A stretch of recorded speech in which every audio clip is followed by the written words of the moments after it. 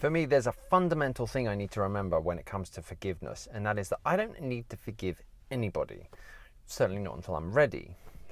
I can have this idea that, oh, I need to forgive everybody now, even if what they did was heinous and fresh.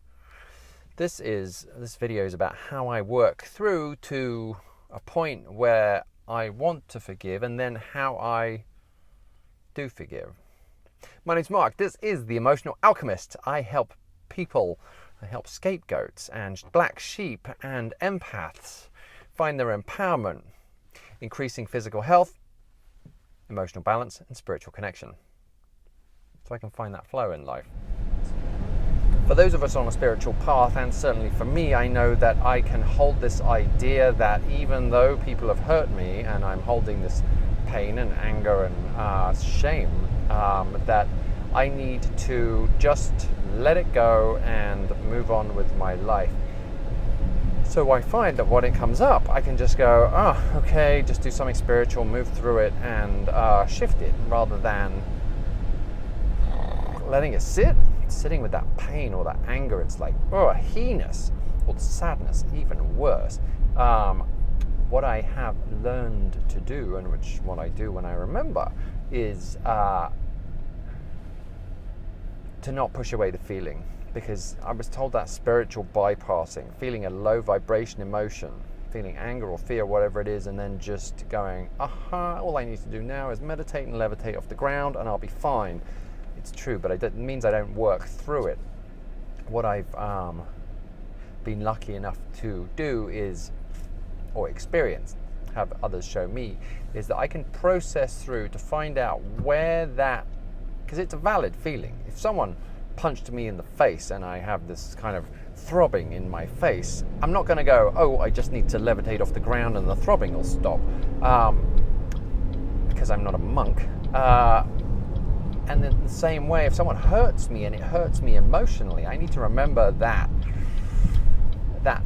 pain that I'm feeling, whatever it is it's valid. It's come from somewhere. I need to not just push it away and go, okay, be zen and act like a monk. I need to just,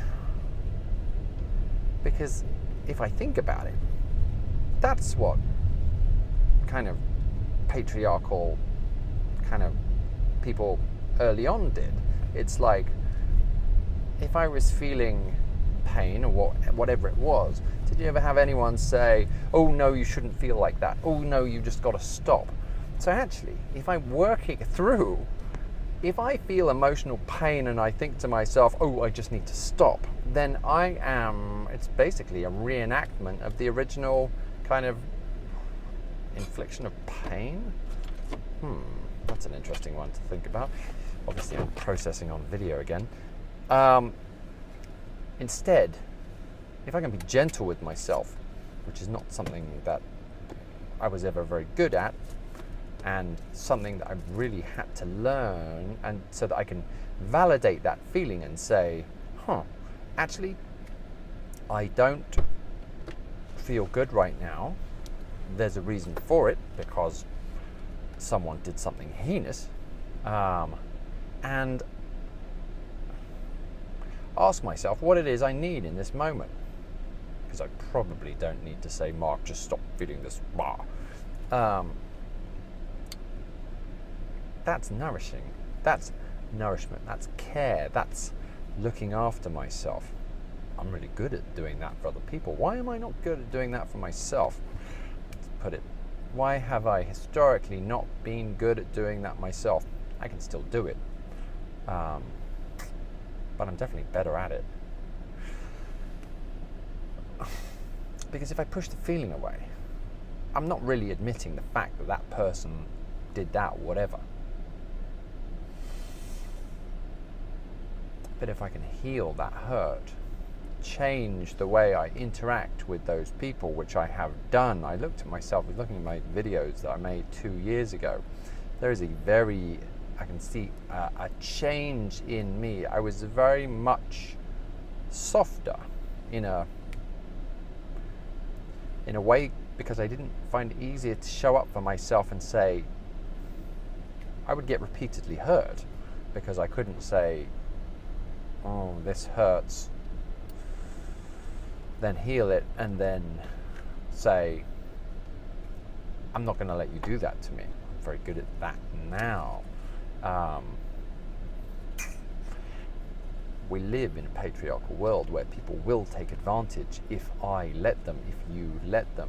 Learning to change my energy so that I can show up strong, but not with the same shadow that they seek to dominate with. So I can say, it's not okay that you do that, while at the same time holding my space for myself, so that I'm nurturing that the original wound.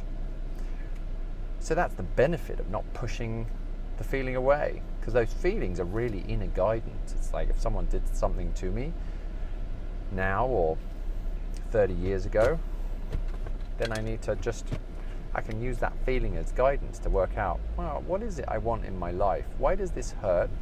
How much of it was past? How much of it is present? What do I need to do to find the empowering action? Do I need to kind of set a boundary with someone, which is always for empaths, well, often for empaths, often for me, difficult to say, no, stay where you are, and then heal in whatever way. Then I can get to a point of being ready to forgive. Now that doesn't mean I forgive. It's not like,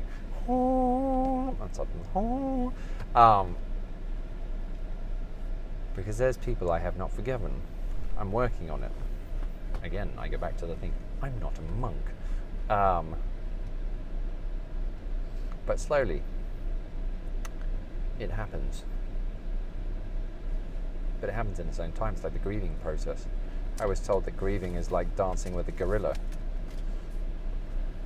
The gorilla decides when you're going to sit down. So there's the denial of that it's happening. That's so familiar. It's like, that's why I find myself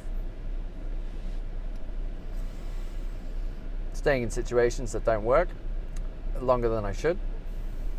Then there's the anger. Why did that happen? What I'm really saying to myself at that point is, why did I let this happen to me?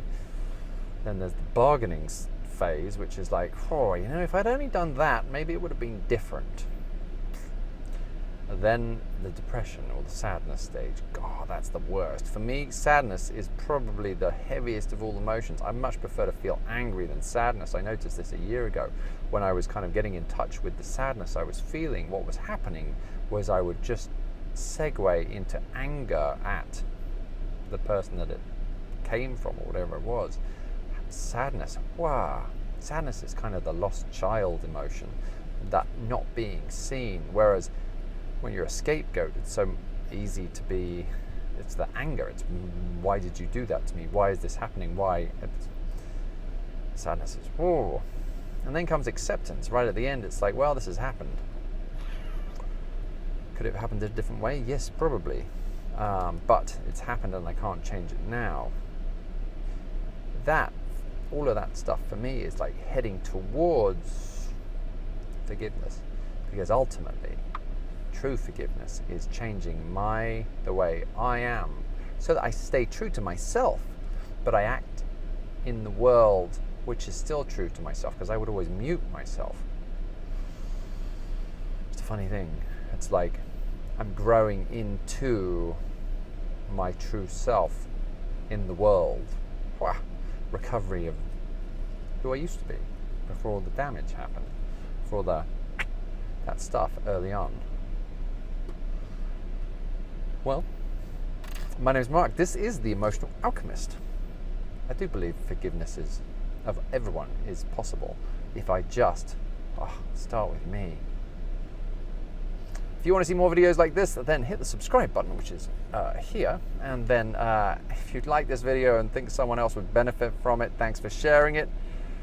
I'll see you soon. Thanks for watching.